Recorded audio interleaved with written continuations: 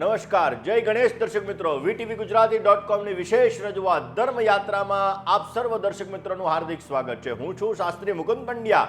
આપ સર્વ દર્શક મિત્રોનું હાર્દિક સ્વાગત કરું છું. દર્શક મિત્રો, આજે આપણે વાત કરવાના છીએ કે લગ્ન થવામાં અને લગ્ન થયા પછી દાંપત્ય જીવનની અંદર કયા ગ્રહો વિલનનો ભાગ ભજવે છે, કયા ગ્રહો તમારા દાંપત્ય જીવનની અંદર ઝઘડાઓનું પ્રમાણ ઉત્પન્ન કરાવડાવે છે, કયા ગ્રહોના આધારે તમારા લગ્ન થવામાં તકલીફ આવી રહી છે, સમસ્યાઓ ઉત્પન્ન થઈ રહી છે, કયા ગ્રહો છે તો એના લીધે આ સમસ્યાઓ થાય છે, એના લક્ષણો શું છે, એના ઉપાયો શું કરવા, આ દરેક વિષય ઉપર મારે વાત કરવી છે. પરંતુ એ પહેલા આપને જણાવી દઉં કે આવા જ્યોતિષના, ધર્મના, આધ્યાત્મના અને વાસ્તુના નવા વિડીયો પ્રાપ્ત કરવા માટે, નવી માહિતી પ્રાપ્ત કરવા માટે આપ જોડાયેલા રહો અમારી ચેનલ VTVGujarati.com સાથે. અને એટલા માટે જો તમે લાઈક નથી કરી તો લાઈક કરી દો, સબસ્ક્રાઇબ કરી દો અને બેલ બટન દબાવી દો. પોઝિટિવ તમારા જીવનની અંદર વાઇબ્રેશન પ્રાપ્ત થશે અને અવશ્ય તમને નવા વિડીયો પ્રાપ્ત થતા જણાશે. દર્શક મિત્રો, વાત કરીએ આજે લગ્નની.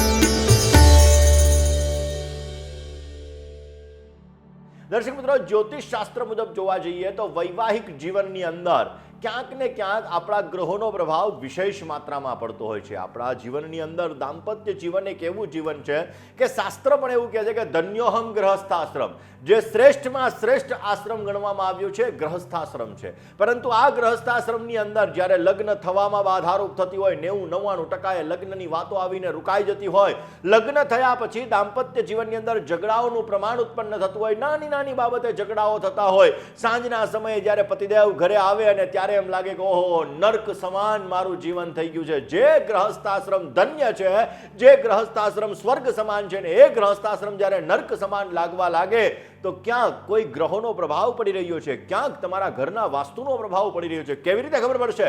જોઈએ આજના કાર્યક્રમની અંદર. દર્શક મિત્રો, શનિ પહેલમમાં વેલા અલગ ગ્રહોના આધારે આપણા લગ્ન થવામાં અને દાંપત્ય જીવનની અંદર સમસ્યા ઉત્પન્ન થતી હોય છે. પહેલમમાં વેલા આવે છે શનિ મહારાજના લીધે સમસ્યા. દર્શક મિત્રો, શનિ તમારા જીવનની અંદર મહત્વની ભૂમિકા ભજવી રહ્યો છે. ક્યાંક ને ક્યાંક શનિ મહારાજ તમારી કુંડલીની અંદર દ્રષ્ટિ કરી રહ્યા છે. 3જી, 7મી અને 10મી આ 3 દ્રષ્ટિ શનિ મહારાજની પડતી હોય છે. હવે આ શનિ તમારા સપ્તમ સ્થાન ઉપર દ્રષ્ટિ કરી રહ્યા છે તો તેના લીધે તમારા દાંપત્ય જીવનમાં વૈચારિક મતભેદોનું પ્રમાણ ઉત્પન્ન કરાવડાવે. શનિ કર્મનો કારક ગ્રહ છે અને આ શનિ જ્યારે તમારા લગ્ન જીવનની અંદર સમસ્યા ઉત્પન્ન કરાવડાવતો હોય તો ક્યાંક ને ક્યાંક વિવાહ ભંગના યોગો પણ ઉત્પન્ન કરાવડાવે. આ શનિ જ્યારે વિવાહ ભંગ માટે જવાબદાર બનતો હોય છે ત્યારે નાની બાબતે ઝઘડાઓનું પ્રમાણ ઉત્પન્ન થાય અને એના લીધે સમસ્યા ઉત્પન્ન કરાવડાવે.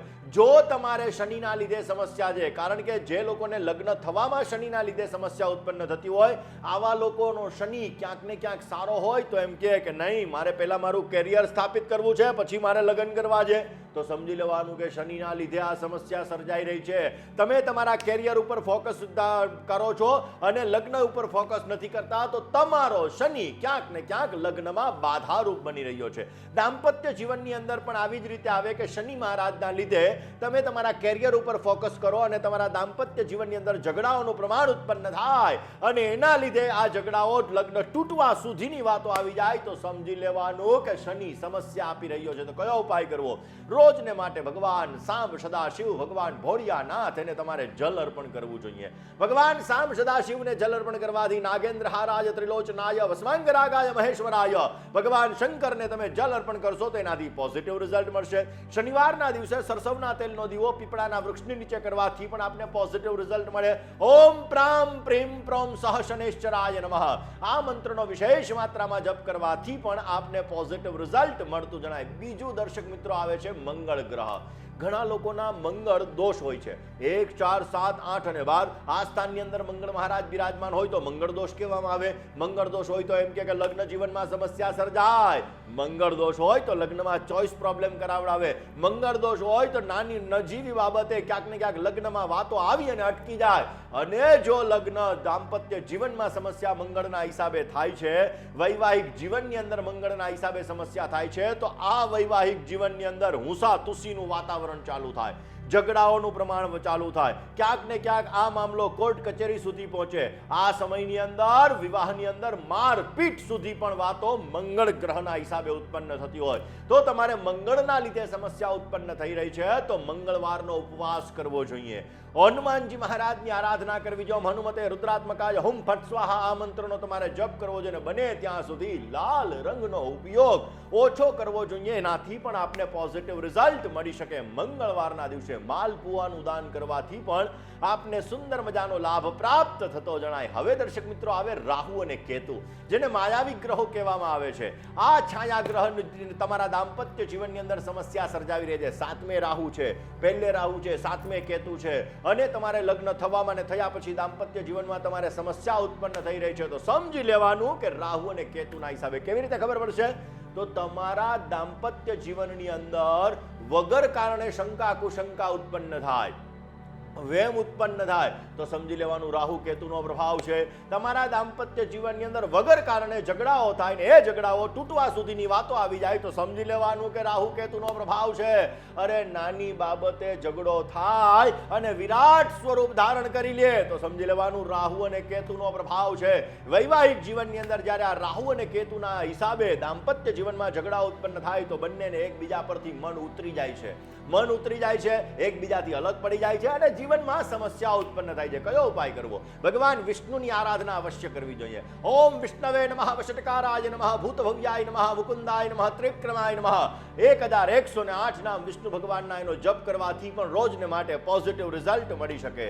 તમે તમારા ઘરની અંદર જ્યારે સ્નાન કરવા માટે બેસો ત્યારે ડાભડો કહેતા, દર્ભ કહેતા કુશ એ તમારે જલની અંદર પ્રવાહિત કરીને એ જલથી તમે સ્નાન કરો તો પોઝિટિવ રિઝલ્ટ મળે. રાહુ કેતુની સમસ્યા દૂર થાય અને સુંદર મજાનો લાભ પ્રાપ્ત થતો જણાય. ગુરુવારના દિવસે પીળી વસ્તુનું દાન કરવામાં આવે, ચણાની દાળનું દાન કરવામાં આવે, 43 દિવસ સુધી ધર્મસ્થાનની અંદર 4 કેળાનું દાન કરવામાં આવે, ગ્રામ ગ્રીમ ગ્રોમ સહ ગુરુવે નમઃ મંત્રનો જપ કરવામાં આવે તો પણ તમારે આના લીધે સ્તરની સમસ્યાઓ દૂર થાય છે ને પોઝિટિવ રિઝલ્ટ મળતું જણાય. વાત સૂર્ય મહારાજની કરીએ.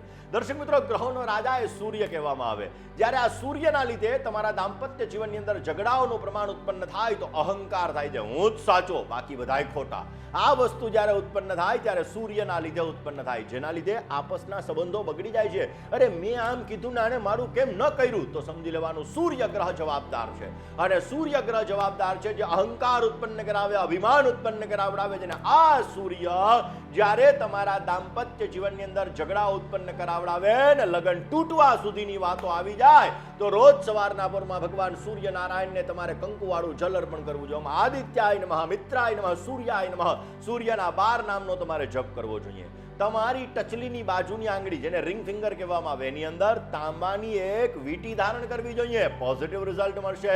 રોજને માટે ભગવાન સૂર્યનારાયણના મંત્રનો જપ કરવાથી પણ તમને સારો લાભ મળશે. ને ગુલાબી કલરના વસ્ત્ર ધારણ કરશો તો સારું પરિણામ મળશે ને લગ્ન જીવનની અંદર આવતી બાધાઓ દૂર થશે ને પોઝિટિવ રિઝલ્ટ મળતું જણાય. વાત ગુરુના લીધે તમારા લગ્ન જીવનમાં બાધા આવે છે. દર્શક મિત્રો, ગુરુ મહારાજ છે એ લગ્નના કારક છે. જેનો ગુરુ સારો હોય ને એના લગ્ન ઝડપથી થાય, જેનો ચંદ્ર સારો હોય એના લગ્ન ઝડપથી થાય, જેનો શુક્ર સારો હોય એનું દાંપત્ય જીવન સારું રહે. પરંતુ આ જ ગુરુ તમારા લગ્ન જીવનની અંદર બાધારૂપ થઈ રહ્યો છે. લગ્નના હિસાબે, ગુરુના હિસાબે તમારા લગ્ન નથી થતા અથવા તો લગ્ન જીવનની અંદર બાધા આવી રહી છે તો કુંડલીની અંદર જ્યારે ગુરુ સારો નથી હોતો ત્યારે આવી સમસ્યા ઉત્પન્ન થતી હોય છે.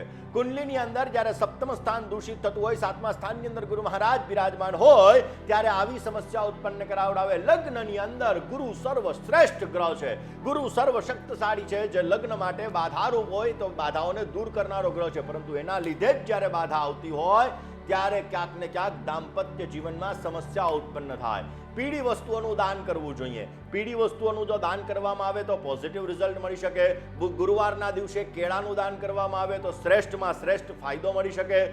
ગુરુવારના દિવસે જો તમારા ગુરુના હિસાબે લગ્ન નથી થતા તો ગુરુવારના દિવસે તમે કોઈ પણ ગરીબ વ્યક્તિને વિદ્યાનું દાન કરો, પુસ્તકોનું દાન કરો, વગેરે વસ્તુઓનું દાન કરો. એનાથી પણ તમને પોઝિટિવ રિઝલ્ટ મળી શકે.